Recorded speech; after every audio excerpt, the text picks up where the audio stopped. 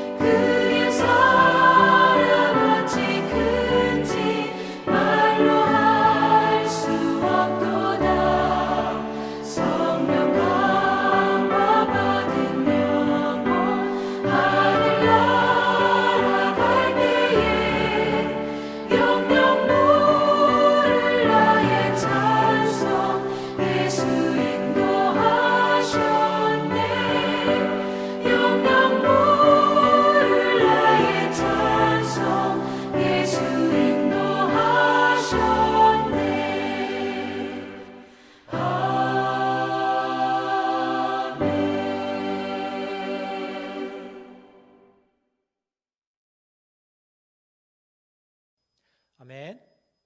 오늘 말씀은 사도행전 16장 13절 14절 말씀입니다. 다 같이 화면을 보고 읽어주세요. 안식일에 우리가 기도할 곳이 있을까 하여 문 밖 강가에 나가 거기 앉아서 모인 여자들에게 말하는데 두아디라시아에 있는 자색 옷감 장사로서 하나님을 섬기는 루디아라 하는 한 여자가 말을 듣고 있을 때 주께서 그 마음을 열어 바울의 말을 따르게 하신지라. 아멘. 친구들, 한 주간 잘 지냈나요? 오늘은 하나님의 인도하심이라는 제목으로 말씀 나눌게요. 새해가 되면 괜시리 마음이 설레고 왠지 모르게 기대가 돼요. 뭐랄까, 올해는 작년보다 더 잘 살 것 같고 잘 될 것 같은 그런 마음이 들어요. 딱히 근거는 없지만 말 그대로 그냥 막연하게 그럴 것만 같아요. 아니, 그래야만 해요. 그런 기대라도 없으면 팍팍해서 어떻게 살겠어요? 오늘은 새해 첫 번째 주일이에요.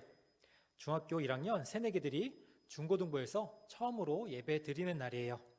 지금은 비록 영상으로 예배를 드리지만 하루빨리 예배당에 모여 함께 찬양하고 예배드리는 날이 오기를 소망합니다. 오늘 설교 주제는 새해 첫 번째 중고등부 예배에 걸맞게 새 출발이에요. 바울은 바나바와 함께 약 2년 동안 전도 여행을 다녀왔어요. 그 후에 두 번째 전도 여행을 준비하던 중에 의견 충돌로 갈라서게 돼요. 바나바는 마가 요한과 함께 구브로로 전도하러 갔고 바울은 실라와 함께 수리아와 길리기아로 떠났어요.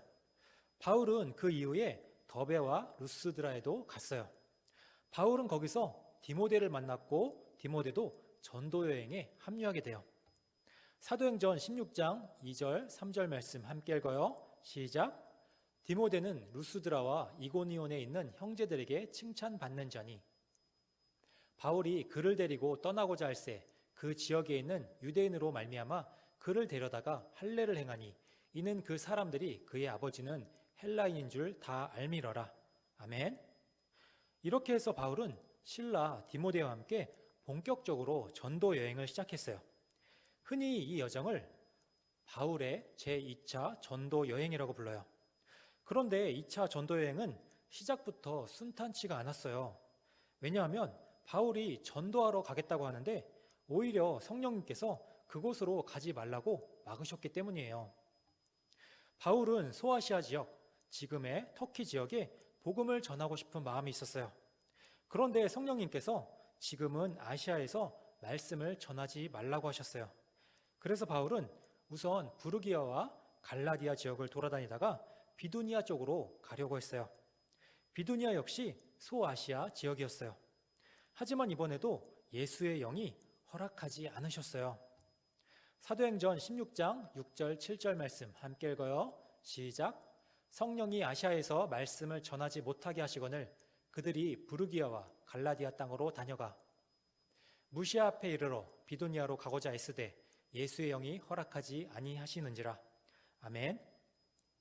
이때 성령님께서 구체적으로 어떤 방법을 사용하셨는지는 모르겠지만 한 가지 분명한 것은 성령님은 아시아로 향하는 바울의 여정을 2번씩이나 막으셨다는 사실이에요. 그래요. 소아시아 지역으로 가지 않는 것이 하나님의 뜻이었어요. 결국 바울은 성령님의 뜻에 순종하여 소아시아로 가던 길을 멈추고 마게도냐로 발걸음을 옮겼어요. 왜냐하면 하나님께서 마게도냐로 가라는 환상을 보여주셨기 때문이에요. 사도행전 16장 9절 10절 말씀 함께 읽어요. 시작. 밤에 환상이 바울에게 보이니 마게도냐 사람 하나가 서서 그에게 청하여 이르되 마게도냐로 건너와서 우리를 도우라 하거늘 바울이 그 환상을 보았을 때 우리가 곧 마게도냐로 떠나기를 힘쓰니 이는 하나님이 저 사람들에게 복음을 전하라고 우리를 부르신 줄로 인정함이러라. 아멘. 바울과 그 일행은 조금도 지체하지 않고 곧바로 움직였어요. 그리고 며칠 후에 빌립보에 도착했어요. 빌립보는 마게도냐 지방의 첫 번째 도시예요. 그런데 이게 웬일인가요? 너무나 실망스러운 상황이 펼쳐지고 있었어요. 기껏 하나님의 말씀에 순종해서 소아시아를 포기하고 마게도냐로 달려왔는데 유대인의 회당도 없고 사람들도 없었어요. 보이는 것뿐이라고는 여자들 뿐이었어요. 우리는 이러한 상황에 대해서 전혀 문제점을 느끼지 못해요. 그게 뭐 어때서? 라고 생각해요. 하지만 그 당시 문화 속에서는 이게 뭐야? 라고 할 수밖에 없는 상황이었어요. 바울은 그동안 주로 회당에서 남자들에게 복음을 전했어요. 당시의 회당은 유대인들의 집결지와 같았어요. 유대인들은 회당에서 기도도 하고 말씀도 전했어요. 유대인뿐만 아니라 이방인들 중에서도 회당에서 말씀을 듣고 하나님을 알게 된 사람들이 많았어요. 한마디로 회당은 유대인들과 이방인들이 하나님을 알아가는 장소였어요. 그래서 바울은 회당을 전도의 주 무대로 삼고 그곳에서 하나님의 아들 예수 그리스도의 복음을 전했어요. 아무래도 하나님을 아는 자들에게 예수님을 전하는 것이 하나님도 모르는 자들에게 예수님을 전하는 것보다 훨씬 더 효과적이기 때문이에요. 그런데 빌립보는 로마의 대표적인 식민지라서 그런지 아니면 단순히 이방인들이 많이 살고 있는 지역이라서 그런지 모르겠지만 회당이 없었어요. 그래서 바울은 회당 대신 기도할 만한 곳을 찾고 있었어요. 그런데 그것조차도 쉽지가 않았어요. 기도할 곳이 있는지 물어볼 만한 유대인도 보이지 않았고 남자도 보이지 않았기 때문이에요. 당시에 점잖은 남자들은 모르는 여자에게 말도 걸지 않았고 여자들 역시 마찬가지였어요. 이것이 그 당시의 문화였어요. 이런 이유에서 바울 일행에게 주위에 여자밖에 없는 이 상황은 곧 아무도 없는 것과 같았어요. 그리고 그 당시는 철저하게 가부장적인 사회였기 때문에 한 가정의 종교 역시 가장의 결정에 좌우됐어요. 쉽게 말해서 아버지가 유대교를 믿으면 온 가족이 다 유대교가 되는 것이었고 아버지가 기독교를 믿으면 온 가족이 자동적으로 기독교가 되는 것이었어요. 더군다나 여성들의 발언은 공신력이 없었어요. 여자는 법정에서 증인으로 채택되지 않았고 정치에서 표를 행사할 수 없었어요. 그러므로 이왕이면 남자가 먼저 예수님을 영접하고 다른 사람들에게 전해주는 게 낫지 여자가 그렇게 할 경우에는 불리한 게 사실이었어요. 이 모든 상황들을 종합해 볼 때 가장 이상적인 전도 상황은 빌립보에 있는 회당에서 유대인과 이방인 남자들에게 복음을 전하는 것이었어요. 하지만 현실은 정반대였어요. 회당도 없었고 유대인이고 이방인이고 남자는 찾을 수 없었어요. 가장 먼저 눈에 띄는 것은 여자들 뿐이었어요. 그러니 얼마나 실망스러웠겠어요? 얼마나 황당하고 당황스러웠겠어요? 예를 들어 이렇게 생각하면 돼요. 중고등부 전도를 앞두고 기도하던 중에 하나님께서 이번에는 야외 공원으로 장소를 옮겨서 전도를 하라는 확신을 주셨어요. 하나님이 얼마나 큰 열매를 맺게 해주시려고 장소까지 지정해 주시나 하면서 설레는 마음으로 야외 공원으로 달려갔어요. 그런데 막상 가봤더니 중고등학생은 아무도 없고 온통 할머니, 할아버지 뿐인 거예요. 물론 그분들에게도 복음을 전해야 해요. 하지만 우리가 기대하고 바란 건 이게 아니지 않나요? 우리는 중고등학생들이 많길 바랬어요. 이왕이면 전도에 호의적인 학생들이 여럿 있길 희망했어요. 그런데 이게 뭔가요? 분명히 하나님께서 보내셔서 왔는데 할머니, 할아버지들 뿐이라니 이 얼마나 황당하고 당황스러운 상황인가요? 바울도 마찬가지였어요. 아니, 이보다 더하면 더했지 덜하진 않았어요. 하지만 바울은 이러한 상황에 굴하지 않았어요. 해야 할 일을 해나갔어요. 바울은 그 여자들에게 복음을 전했어요. 사도행전 16장 13절 말씀 함께 읽어요. 시작. 안식일에 우리가 기도할 곳이 있을까 하여 문 밖 강가에 나가 거기 앉아서 모인 여자들에게 말하는데 아멘. 이 자리에는 두아디라 출신의 자주옷감 장사 루디아도 있었어요. 루디아는 염색 산업의 중심지였어요. 그리고 자주색 옷감 장사는 귀족을 상대로 하는 사업이었기 때문에 자주 장사하면 곧 부자로 통했어요. 루디아는 이미 하나님을 믿고 있는 여자였어요. 그러던 중에 바울이 전하는 복음을 듣고 예수님을 영접하게 되었어요. 사도행전 16장 14절 말씀 함께 읽어요. 시작. 두아디라시에 있는 자색 옷감 장사로서 하나님을 섬기는 루디아라는 한 여자가 말을 듣고 있을 때 주께서 그 마음을 열어 바울의 말을 따르게 하신지라. 아멘. 놀랍게도 루디아뿐만 아니라 그녀의 가족 모두가 예수님을 영접했어요. 루디아가 직접 온 가족을 전도했거나 아니면 바울을 통해서 가족을 전도한 것 같아요. 더욱 놀라운 것은 루디아가 바울 일행을 자신의 집으로 초대해서 그들의 거처를 마련해 주었다는 사실이에요. 사도행전 16장 15절 말씀 함께 읽어요. 시작. 그와 그 집이 다 세례를 받고 우리에게 청하여 이르되 만일 나를 주 믿는 자로 알거든 내 집에 들어와 유하라 하고 강권하여 머물게 하니라. 아멘. 루디아는 빌립보 지역에서 열린 복음의 첫 번째 열매였어요. 루디아와 그녀의 가족을 시작으로 빌립보 지역에 교회가 형성됐고 빌립보를 발판으로 해서 유럽 선교의 길이 열리기 시작했어요. 뿐만 아니라 빌립보 교회 성도들은 그 후에도 바울의 선교 사역을 물심양면으로 후원하고 지지했어요. 아마도 바울을 위해 자신의 집을 기꺼이 빌려주었던 루디아의 희생정신을 계속 이어간 것 같아요. 바울은 빌립보서에서 그들을 향한 감사의 마음을 전했어요. 빌립보서 4장 15절 16절 말씀 함께 읽어요. 시작. 빌립보 사람들아 너희도 알거니와 복음의 시초에 내가 마게도냐를 떠날 때에 주고받는 내 일에 참여한 교회가 너희 외에 아무도 없었느니라. 데살로니가에 있을 때에도 너희가 한 번뿐 아니라 두 번이나 나의 쓸 것을 보내었도다. 아멘. 빌립보서 1장 3절에서 5절 말씀 함께 읽어요. 시작. 내가 너희를 생각할 때마다 나의 하나님께 감사하며 간구할 때마다 너희 무리를 위하여 기쁨으로 항상 간구함은 너희가 첫날부터 이제까지 복음을 위한 일에 참여하고 있기 때문이라. 아멘. 오늘 말씀을 통해서 우리는 세 가지 교훈을 얻을 수 있어요. 첫째, 주도권은 언제나 하나님께 있어요.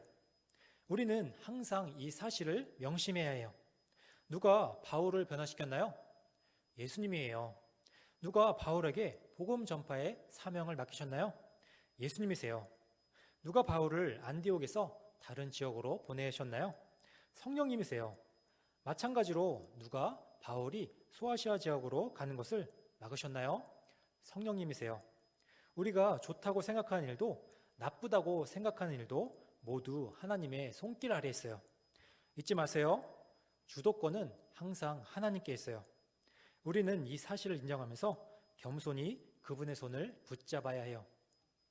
둘째로, 하나님은 우리를 선한 길로 인도하세요. 성령님께서 소아시아로 가지 못하게 막으셨을 때 어쩌면 바울은 속상했을지 몰라요.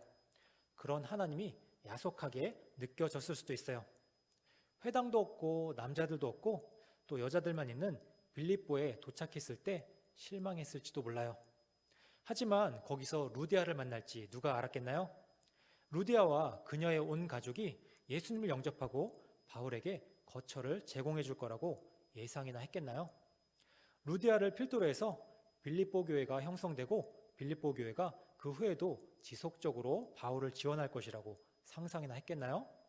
이 모든 것이 하나님의 큰 그림이었어요. 하나님께서는 이렇게 우리를 선한 길로 인도하세요. 마지막으로 하나님께 순종해야 해요.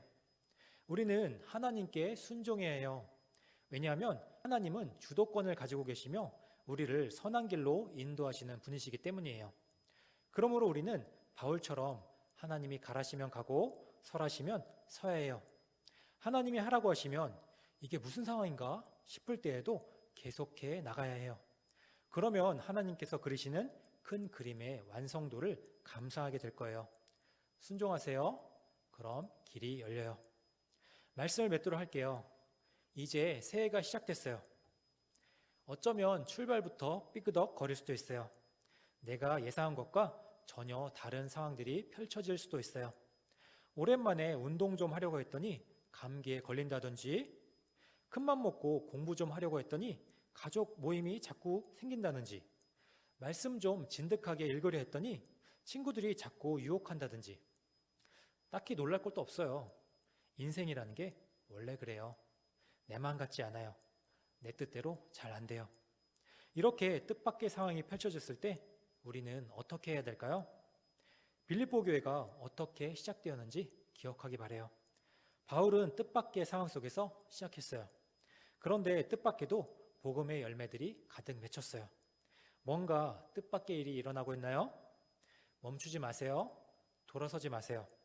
하나님께서 맡기신 일들을, 하나님께서 기뻐하실 만한 일들을 계속해 나가세요. 그러면 하나님께서 길을 열어주시고 열매 맺게 해주실 거예요. 올 한 해 동안에도 뜻밖의 일이 수없이 많이 일어날 거예요. 그때마다 주도권을 하나님께 맡기고 선하신 하나님을 믿고 신뢰하면서 그분의 뜻에 순종하는 친구들이 다 되길 간절히 바랍니다. 기도할게요. 하나님 아버지, 오늘 말씀을 통해 생각지도 않았던 곳에서 전도의 열매를 맺게 된 바울의 모습을 보았습니다. 비록 바울이 바라고 계획했던 바는 아니었지만 하나님의 인도하심에 순종하며 나아갔을 때 바울은 놀라운 하나님의 역사하심을 경험했습니다. 하나님, 우리도 이와 같기를 원합니다. 모든 것이 계획대로 진행되지 않을지라도 하나님께 우리의 삶을 맡기며 나아갈 때 선한 길로 인도하실 줄을 믿습니다. 그리하여 마침내는 하나님께서 기뻐하시는 열매 맺는 삶을 살게 되는 모든 중고등부 친구들과 선생님들이 다 되게 하여 주시옵소서. 예수님의 이름으로 기도드립니다. 아멘. 찬송가 375장 찬양하시겠습니다.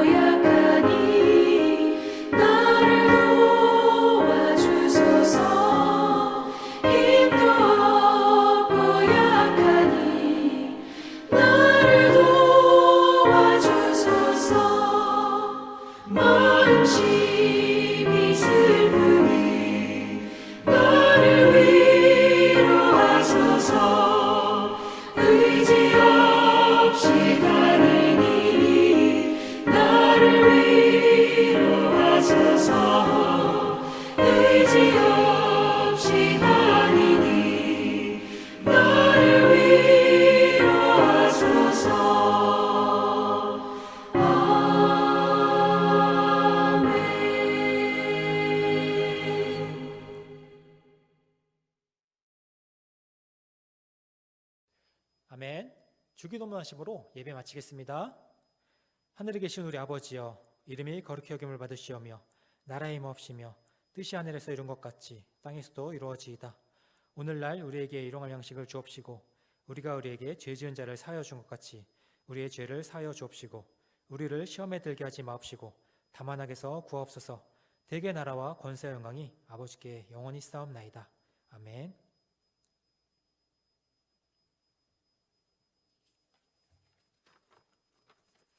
친구들, 오늘 또 1월 2일 중고등부 광고 해드릴게요. 해일교회 중고등부에 나온 친구들을 주님의 이름으로 환영합니다. 이번 달 생일자를 축하합니다.